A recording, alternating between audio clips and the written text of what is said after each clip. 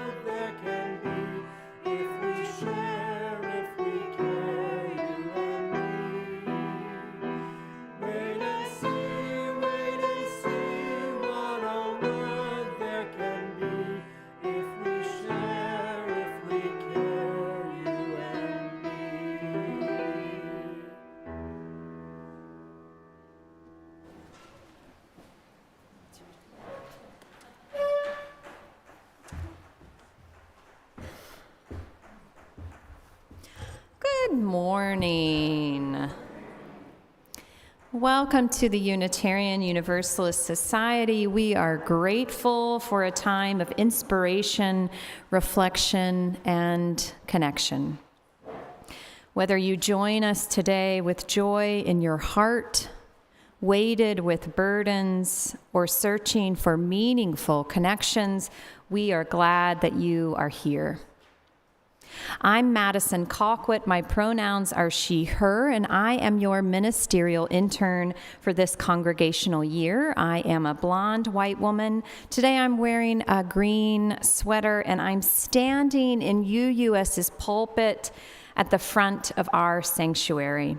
This room and the adjoining RE Commons are filled with people of all ages. Through the window walls of our sanctuary, we connect to the natural world around us, where it is chilly, but I think a nice day. As we gather, we give thanks for this land and all who cared for it over the centuries, particularly the Kickapoo, the Iowa, the Sauk, and the Meskwaki, and the Oceti-Shakawan nations. We are guided by the shared principles, sources, and values of our living religious tradition. This morning, we practice resistance by planting seeds and sowing possibilities. The seed is in the ground, Wendell Berry wrote in his Sabbath Poems. Now we may rest in hope while darkness does its work. As people of many ages, genders, races, sexual orientations, classes, and abilities, and health statuses, we know how important it is to come together and work together to create a radically welcoming spiritual community.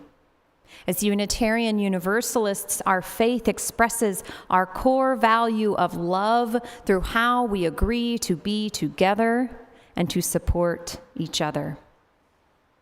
If doing something with your hands helps you, we invite you to visit the soul work table right outside the sanctuary doors to pick up an exploratory guide or coloring sheet related to today's service or something else to work with. If you are newer to our congregation, we invite you to learn more about us after the service by talking with a greeter or by filling out our visitor form in YouTube if you are joining us there so we can connect with you. Our call to worship this morning is by Laura Wallace. It is Determined Seed. As frozen earth holds the determined seed, this sacred space holds our weariness, our worry, our laughter, and our celebration. Let us bring seed and soul into the light of thought, the warmth of community, and the hope of love. Let us see together, hear together, love together. Let us worship.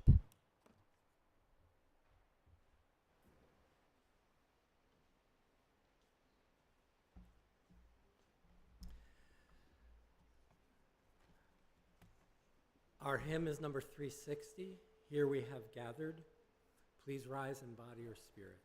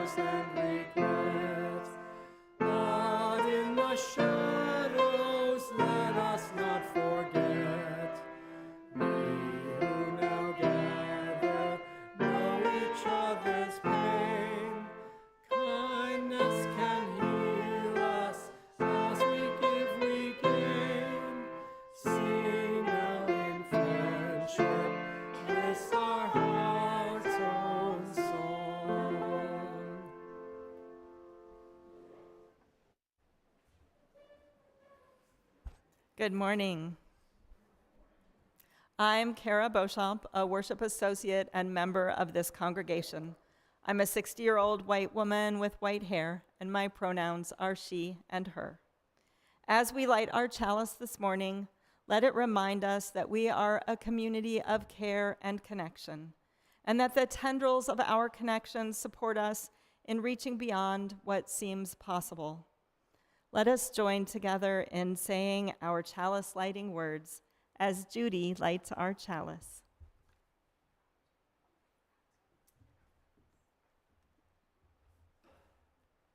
Life is a gift for which we are grateful. We gather in community to celebrate the wonder and mystery of this great gift. So let us now kindle the flame of our liberal religious heritage and renew our covenant of mutual love and care. Love is our doctrine, the quest for truth is our sacrament, and service is our prayer. To dwell together in peace, to seek knowledge in freedom, and to serve those in need. This we promise, this we covenant with life and one another.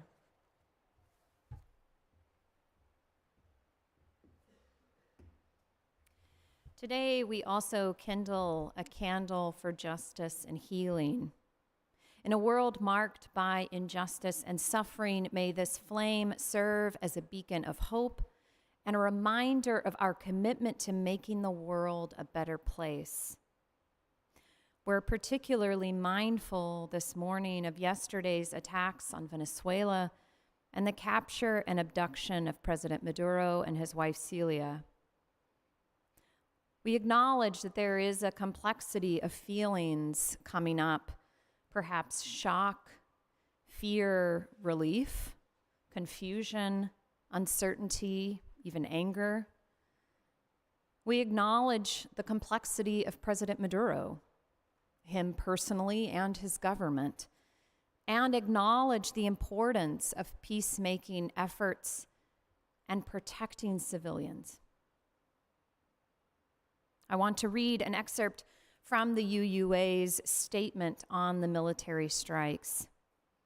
Quote, "We pray for the safety of all who are in harm's way. The people of Venezuela have the right, as all people do, to safety and self-determination.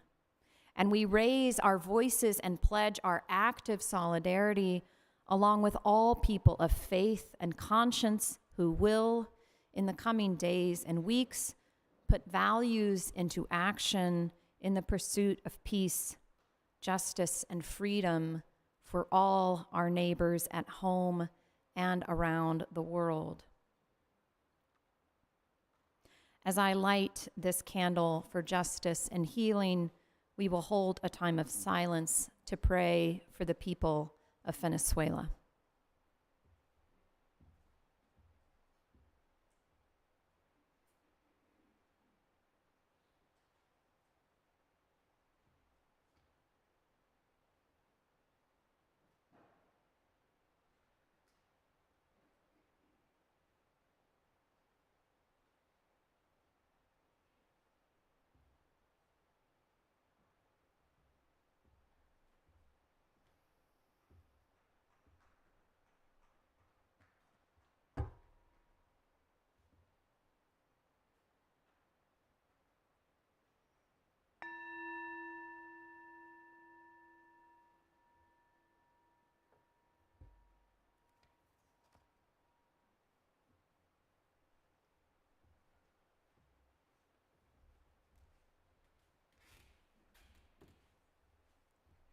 Good morning, everyone.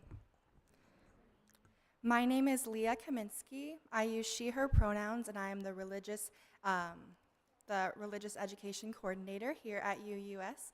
And I'm so happy to be back. I am a tall, brown-haired white woman standing in front of all of you today.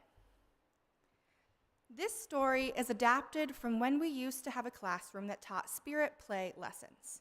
In spirit play, all of the stories had items that were used to tell the story in baskets, and they would use a board or a piece of fabric as the base for the story.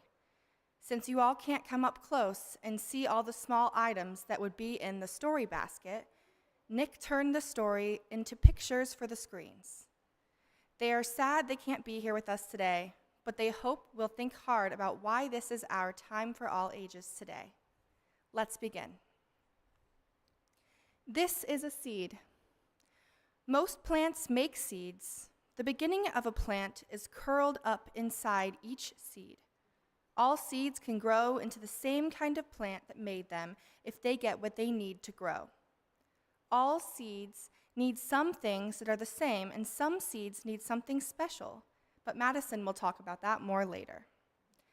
Food is stored inside the seed. The seed has a seed coat on the outside to protect it. A seed will not sprout until certain things happen. First, our seed must be on or in the soil. Can you see the tiny seed on the left of the screen? Then it needs rain to soak the seed and soften the seed coat. When the sun shines and warms the ground, the seed coat breaks open and the seed begins to grow. This is called germination. Can you see the second seed on the screen has a little root that is growing down into the soil? The root takes in water and minerals from the soil for food. Up grows a shoot. Green leaves grow up from the shoot toward the sun. The plant grows bigger and bigger. The leaves make food for the plant from the water and minerals in the soil, the sunlight, and the air all around the plant. This is called photosynthesis. Finally, the plant is full grown. Buds on the plant open into the flowers where new seeds will grow. If the plant gets everything it needs and the flower gets pollinated, the new seeds will mature and the cycle will be able to begin again. Each week when they head to classes, our children light a lantern as a symbol of the love and hope that goes with them as they explore our faith. Children, youth, and teachers, please come forward as Chrissy lights our lantern from our chalice. Let's all join in singing Be Open as children, youth, and teachers head to religious education. The words are on the screen.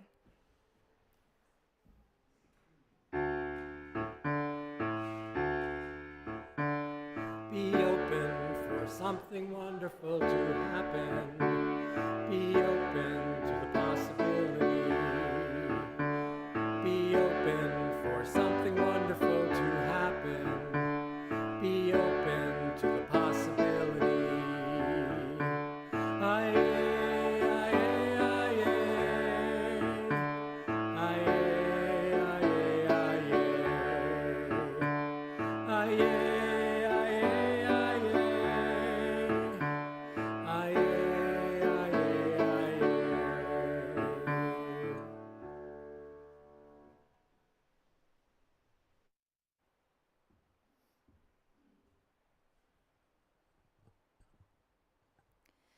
Would you please join me in a time of meditation, contemplation, and prayer?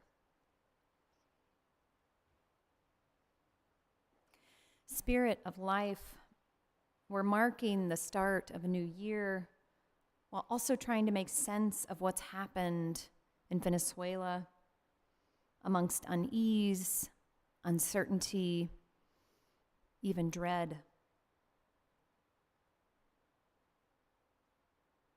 Let's take a collective breath for 2025, acknowledging and honoring the past year, what we've learned, how we struggled, what we celebrated, what we lost, and who we lost. Let's all take a breath together.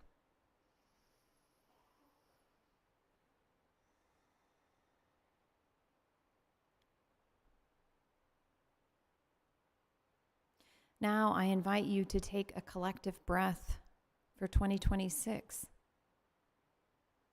What we're moving into, what we hope for this next year. Let's breathe together.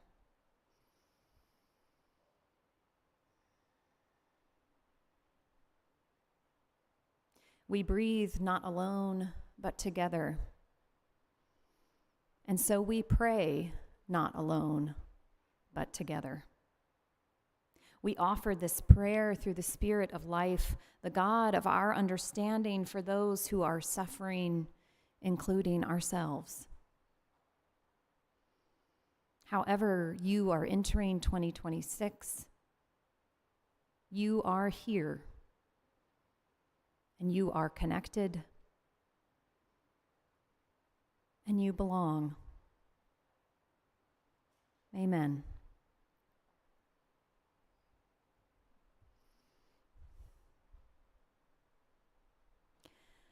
Our congregation is made up of many people and of many communities, and we gather in many ways to learn, sing, laugh, share meals, try new things, and help repair our world. Together we create a community that nurtures us as we seek to live love more fully and fiercely into this world. This morning, Christina Sullivan is here to share about our community partner, Table to Table, and their vital work. Thank you so much, Christina.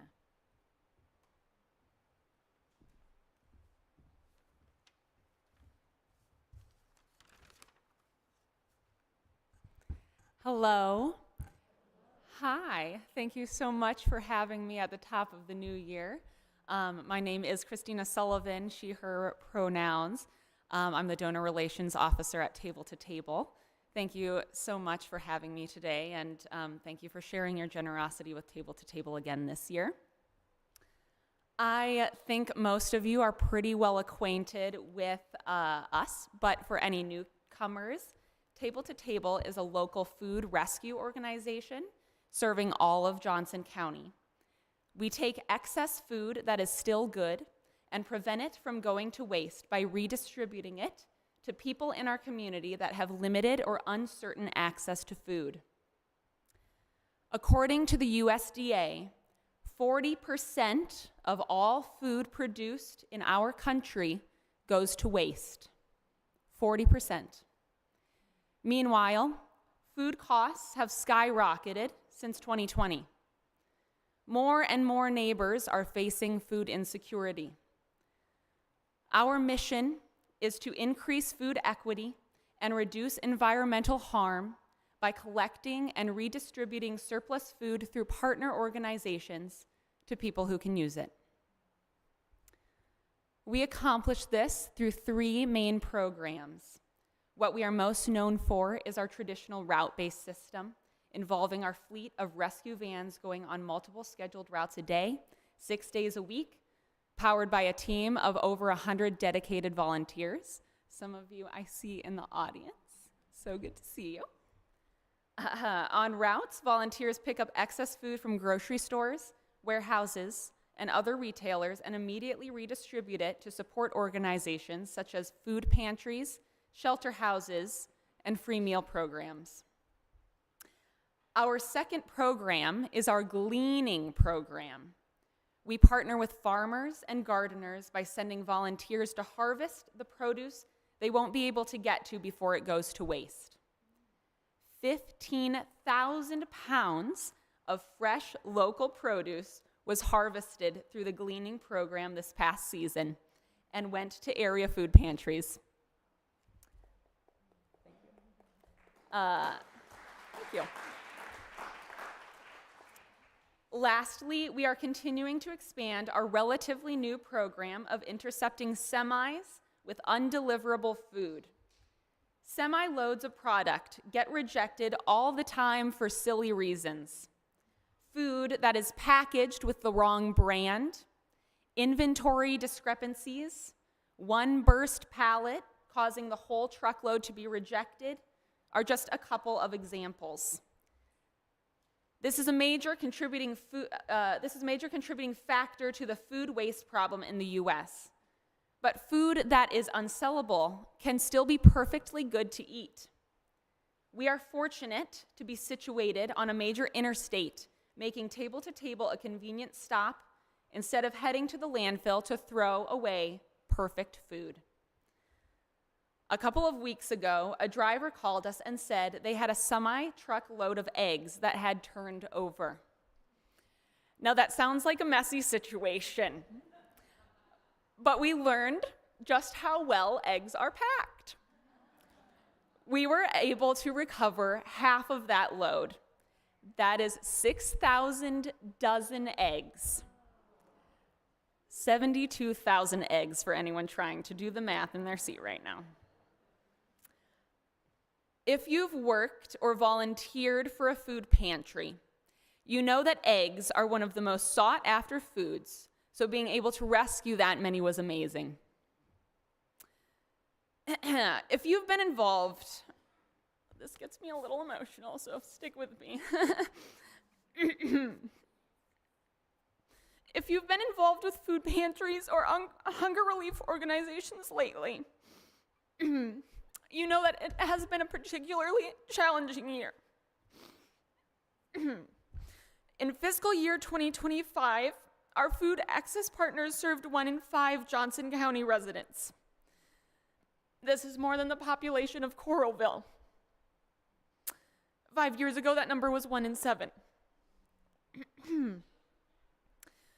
When SNAP payments were stalled in late October, Table to Table's history of strong relationships allowed us to serve as a connector to all partners of the Food Access Network, forming a coalition to address the emergency together. When benefits were cut for our community's most vulnerable members, the importance of food rescue became glaringly clear. Table to Table provides 50% of all food available in the Food Access Network, fortifying our community against the rise of food insecurity.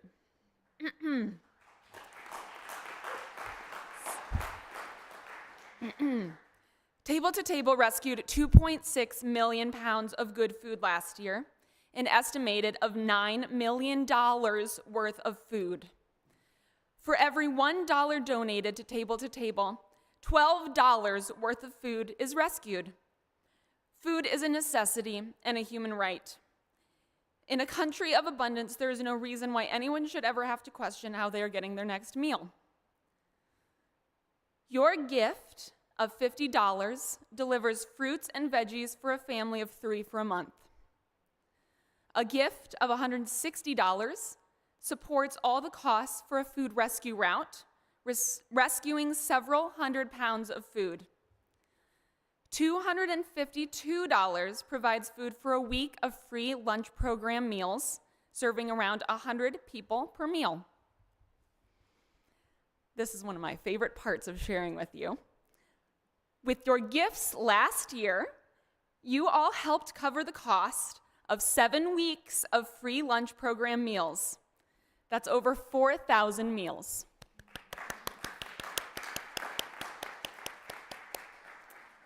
Thank you for continuing to help bridge the gap between abundance and hunger here in our community.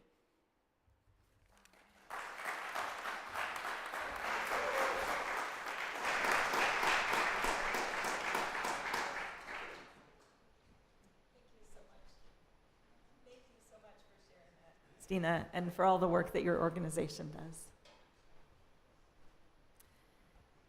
As we prepare to give and receive our weekly offering, we're grateful for the generous annual pledges made by our members and friends to fund our operations and programs. These ongoing commitments of support make it possible for us to give generously to local organizations who serve the community in ways that are consistent with our mission and values, such as Table to Table. Table to Table is our community partner agency for January, and they will receive 3/4 of our Sunday offerings this month. If you're writing a check, please specify your intent by writing either pledge or offering in the memo line. You may also give online via text by following the instructions on the screen or by clicking the donate button on our website. If you are a member of UUS and have not yet made a pledge for 2026, please do so soon. Please do so soon. You can make a pledge through Realm by contacting the UUS office or by picking up a form at the visitors table. As we give and receive the offering, may we be transformed by our giving, and may the world be transformed by our gifts.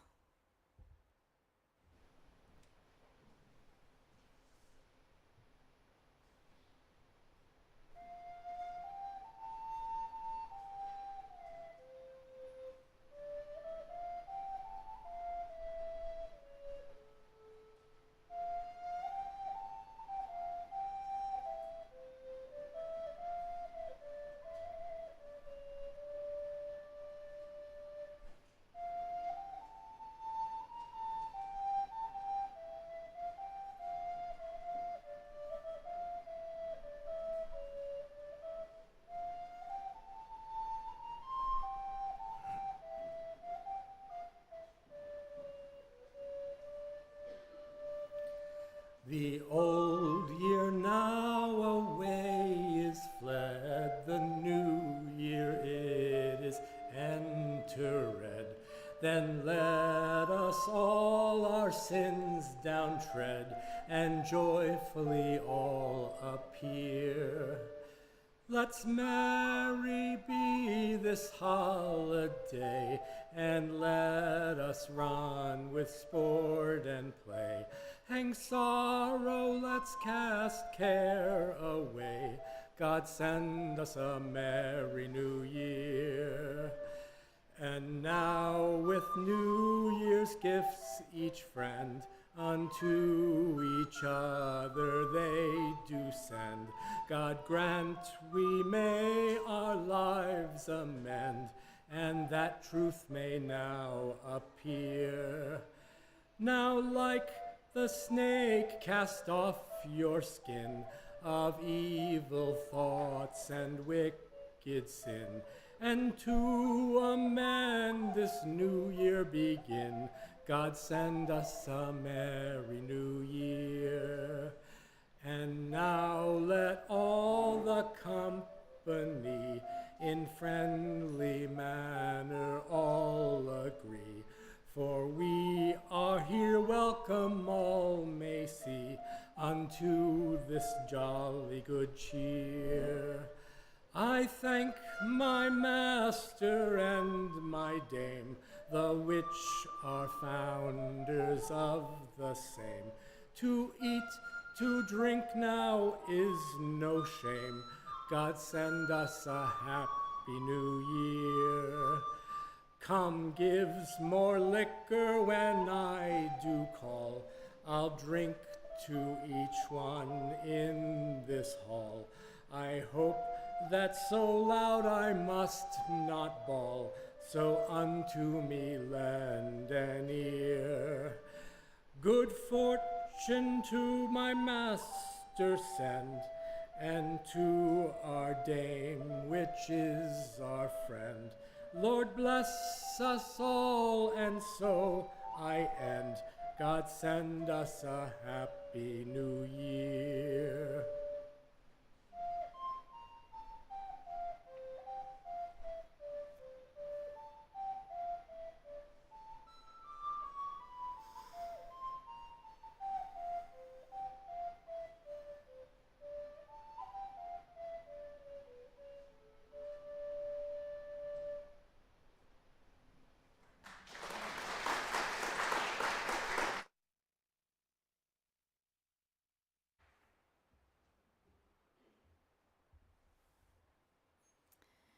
We have a reading by the Reverend Michelle Collins called Inspired by the Resistance of a Dandelion Seed.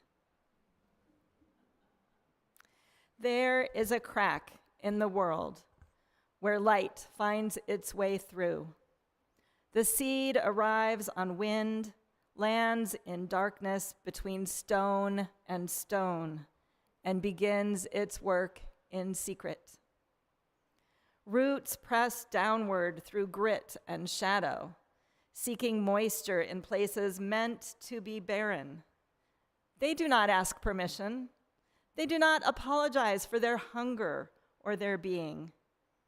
Slowly, the green crown pushes upward, meeting resistance at every fraction of an inch. The concrete does not yield willingly. It groans. It cracks infinitesimally, but the stem continues. What emerges is not delicate in the way we imagine delicacy. It is yellow and honest, opening its face to the sun despite the hardness all around. Cars pass, feet land nearby. The flower remains, making its small declaration that life persists even where it is told it cannot. That softness breaks what hardness cannot bend. That beauty grows not in spite of the cold and unrelenting pavement, but directly through it, transforming a barely visible crack into a doorway. When the blossom fades, it does not disappear. It transforms into a constellation of possibilities. Each seed carries the memory of the stone splitting, the knowledge that what seems permanent can be challenged and broken through. The wind rustles, the next crack waits. The work continues in 1,000 directions at once, patient and relentless.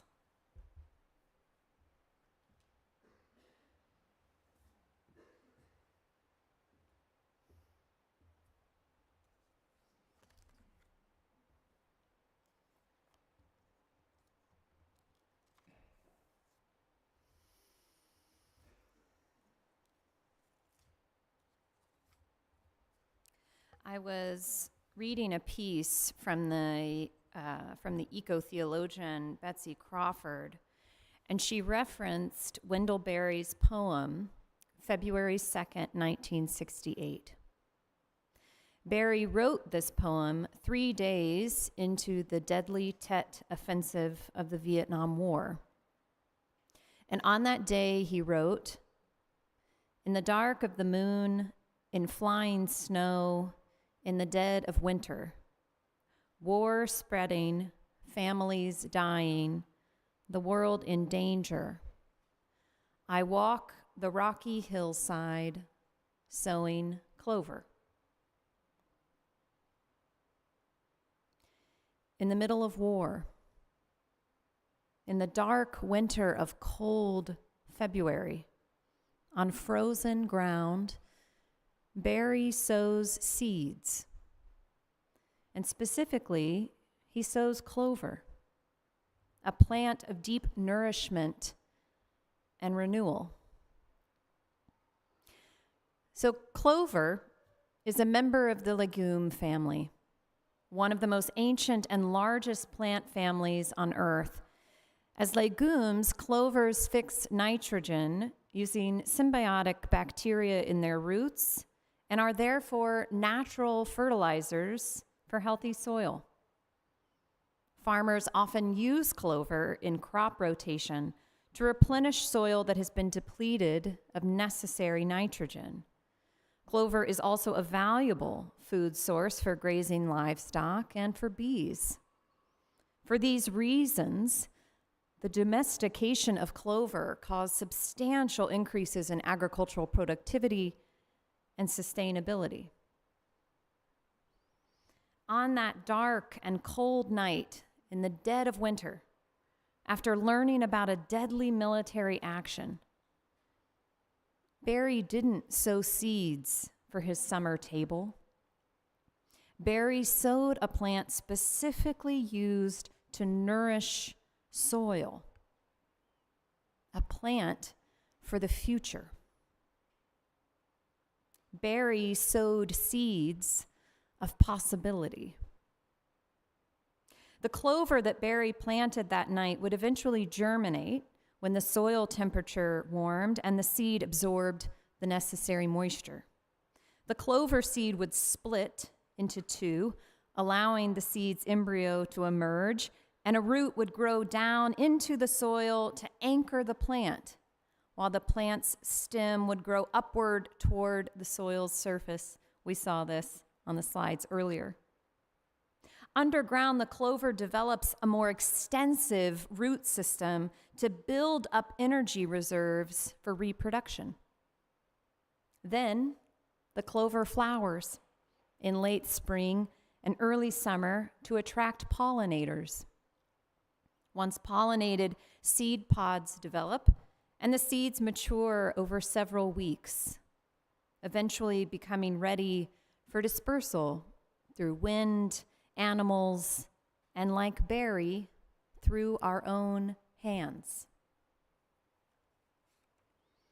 I walk the rocky hillside, Berry writes, sowing clover. The rocky hillside is certainly not the most fertile terrain, nor the easiest to maintain, but clover is adaptive and is able to prosper in a wide variety of soils and climates.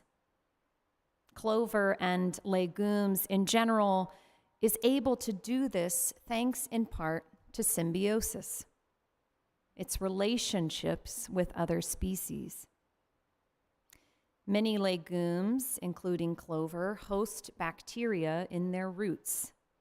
And the bacteria takes nitrogen out of the air and converts it to a form that is usable to the host plant.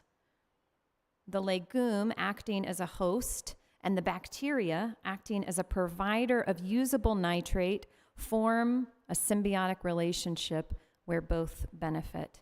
Are you still with me? Okay.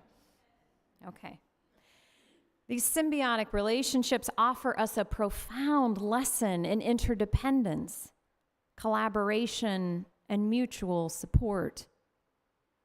activist and philanthropist Fahad Ebrahimi said, "The biggest thing that I've learned from nature is the importance of relationships. An ecosystem isn't just a list of living things, squirrel, tree, bee, flower. It's the set of relationships between those living things. And this ensures both species growth and survival. Just as ecosystems depend on the balance of these connections to flourish, we too, in our community, so are we in our work in community are sowing seeds of deep nourishment and renewal when we cultivate relationships. Farmers plant clover to replenish soil that has been depleted of necessary nitrogen. And they do this so that the soil can support a diversity of future crops. The relationships we form and nourish in community is like that clover. Our relationships, like the symbiosis between the clover and the soil's bacteria, prepare and sustain our hearts and minds to continue sowing the seeds of possibility, the seeds of resistance and necessary change. Berry's seed is sown in the dead of winter, where its true strength is tested during the long, cold, often bitter months. Growth often begins quietly in the winter, beneath the surface, where the cold fosters a necessary pause. While it may seem like nature is dormant, plants are preparing for the burst of energy that will come with spring. Even in the harshest conditions, roots continue to grow slowly, reaching deeper into the earth to find moisture and necessary nourishment. Winter's stillness is not a sign of stagnation, but rather the essential groundwork for future growth. So at this time, in the dark winter of January, we are like this clover. We have been sown to do the work of this faith.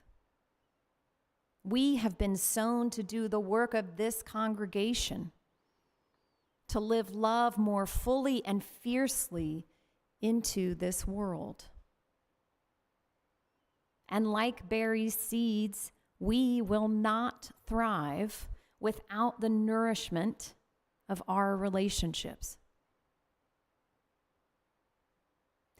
During the past few weeks, I've felt despair from the unchecked show of authoritarianism and attacks on human liberties. It is in these moments that I am most grateful that I do have nourishing relationships with loved ones to support me. They have grieved with me and challenged me to remain faithful, to remain hopeful. I imagine there is a diversity of feelings among us. Many folks I've spoken to are scared for their loved ones, for their immigrant and trans siblings and neighbors, and for their own lives. Many folks are feeling forgotten, overwhelmed, angry, and heartbroken. I wouldn't blame you if you wanted to hide away from it all, to avoid the discomfort and anxiety and grief. Instead, though, I hope our relationships can sustain us through the discomfort, anxiety, and grief.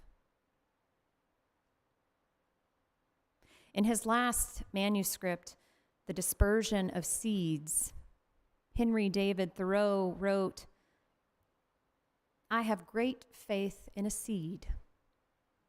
Convince me that you have a seed there, and I am prepared to expect wonders. I have great faith in a seed, and I have great faith in this community and the relationships that we're building and nourishing. Berry wrote, "In the dark of the moon, in the dead of winter, through unrelenting weather, political unease, and constant change, often grieving, we together walk the rocky hillside, sowing clover, sowing possibility." May it be so. Amen.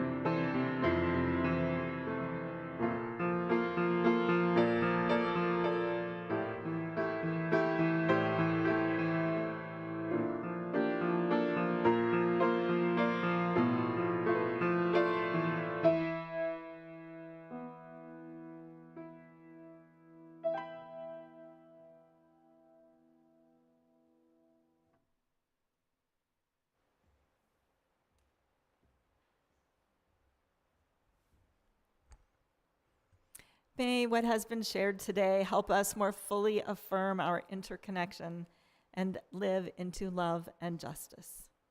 After this service, we gather in the fellowship hall for conversation and community. If you're a newcomer, we hope you'll grab a snack and sit at any table so that folks can join you for some conversation. Following today's service, our gallery hall presents We Remember, Poetry and Collages by Diana Miller, based on her 15 years' work with Alzheimer's patients and their families. Diana will be there to answer any questions you may have. This month, we're practicing resistance and developing our skills to resist authoritarianism, and there are multiple opportunities to participate. Please join our Managing Dynamics of Difference workshops on January 11th or January 17th, and our Social Change Now workshops beginning January 18th through February 22nd. The All Ages Social Change Now workshops explore the social ecosystem approach to making social change happen in sustainable ways. Please see Madison, Reverend Diana, or Nick Kaplan with any questions.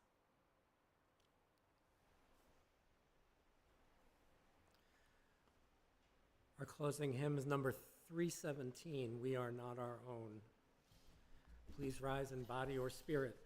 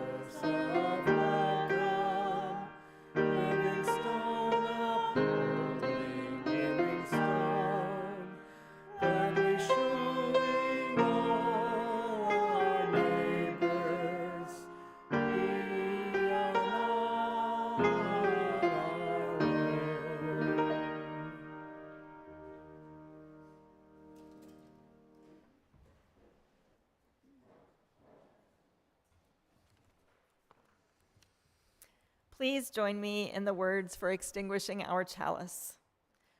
We extinguish this flame, but not the light of truth, the warmth of community, or the fire of commitment. All these we carry in our hearts and in our minds until we are together again.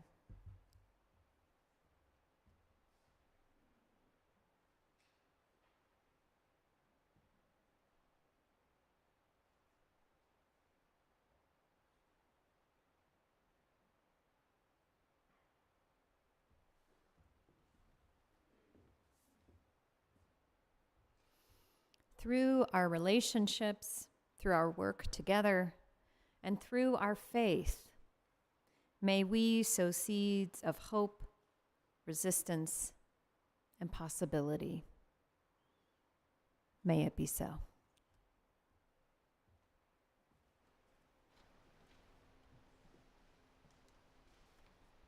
For our traveling music this morning, we have a song that I suspect many of you are familiar with. The words will appear on the monitor, so I ask you to please sing along if you're so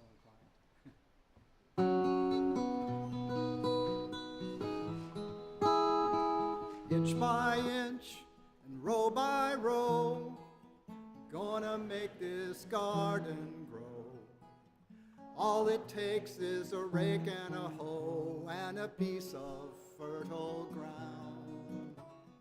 Inch by inch and row by row, please bless these seeds I sow. Please warm them from below till the rains come tumbling down. Pulling weeds and picking stones, we are made of dreams and bones. Feel the need to grow my own, 'cause the time is close at hand.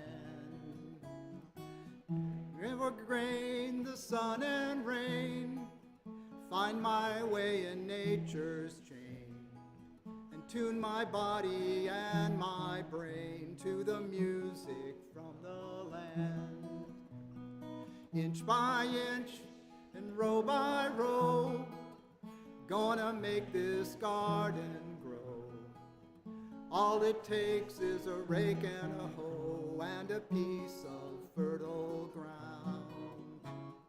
Inch by inch and row by row, please bless these seeds I sow. Please warm them from below till the rains come tumbling down. Plant your rows straight and long, and temper them with prayer and song. And Mother Earth will make you strong if you give her love and care. An old crow watching hungrily from his perch in yonder tree. And in my garden I'm as free as that feathered thief up there. Inch by inch and row by row, gonna make this garden grow. All it takes is a rake and a hoe and a piece of fertile ground.